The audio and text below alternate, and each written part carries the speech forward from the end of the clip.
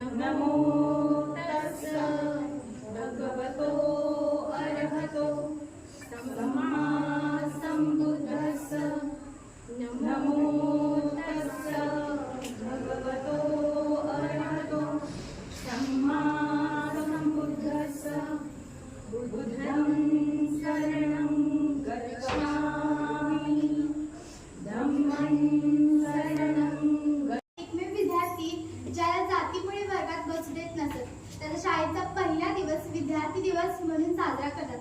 अशा या महान विद्यार्थ्याची आज जयंती आहे.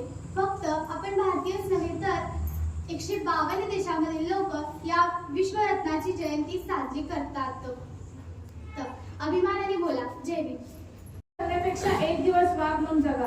100 वर्ष शेळीहून जगण्यापेक्षा एक दिवस वाघ म्हणून जगा. थँक्यू डॉक्टर बाबासाहेब आंबेडकर, तुम्ही आम्हाला स्वाभिमानाने जगण्यास शिकवल्याबद्दल. जमिनीवर असतं. हो ना, आबादलं पाणी पडतं जमिनीवर असतं. त्याच्यावर कोणी कसं मानवी हक्क काय देऊ शकतं?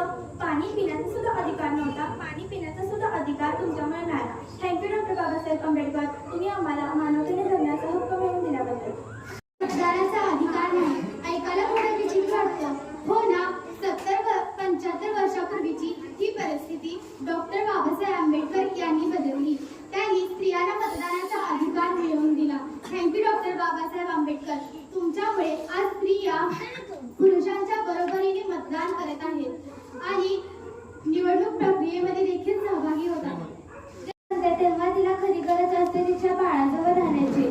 पण नोकरीचं काय आणि पगार हाच विचार करून डॉक्टर बाबासाहेब आंबेडकरांनी भरपगारी प्रसूती दर्जाची तरतूद केली. असे म्हणतात एका बाईचं दुखणं एका बाईलाच कळतं, पण खऱ्या अर्थाने या महामानवांना कळाले. थँक्यू डॉक्टर बाबासाहेब आंबेडकर, तुमच्यामुळे स्त्रिया निश्चिंतपणे नोकरी करत आहेत. आरक्षण तर आम्हालाच आहे. ओबीसी कलम 340, मग आदिवासी आहेत एनटी कलम 341, म्हणजे त्यानंतर तुम्ही आहात महार 342, म्हणजे ज्या समाजात बाबासाहेब जन्मले त्यांनी त्यांचा विचार नंतर केला. त्या पहिले ते 52% असणाऱ्या समाजाला आरक्षण मिळवून दिले. थँक्यू डॉक्टर बाबासाहेब आंबेडकर, सर्व समाजाची सामाजिक आणि आर्थिक परिस्थिती पाहून आरक्षण बहाल केल्याबद्दल. जय जय. संस्कृतीमध्ये एक स्त्री मंदिराची पुजारी बनू शकत नाही, एक स्त्री मस्जिदची मौलाना बनू शकत नाही, एक स्त्री चर्चची फादर बनू शकत नाही, पण एक स्त्री संसद स्पीकर, राज्यपाल, राष्ट्रपती, इंजिनियर, कलेक्टर, सचिव, सरपंच सगळं काही बनू शकते फक्त या संविधानामुळे. थँक्यू डॉक्टर बाबासाहेब आंबेडकर, आज स्त्रिया निश्चिंतपणे स्वतःवर अवलंबून आहेत. कोणतीही नाकारले ते हक्काने अधिकार डॉक्टर बाबासाहेब आंबेडकरांनी हिंदू कोड बिल लिहून दिले. हिंदू कोड बिल त्या काळातील उच्च शिक्षित समाजकंटकांना मान्य नव्हते, पण डॉक्टर बाबासाहेब आंबेडकरांनी कायदेमंत्री पदाचा राजीनामा देऊन हिंदू कोड बिल अंमलात आणले. थँक्यू डॉक्टर बाबासाहेब आंबेडकर, आज समस्त भारतीय स्त्रिया तुमच्या ऋणी आहेत.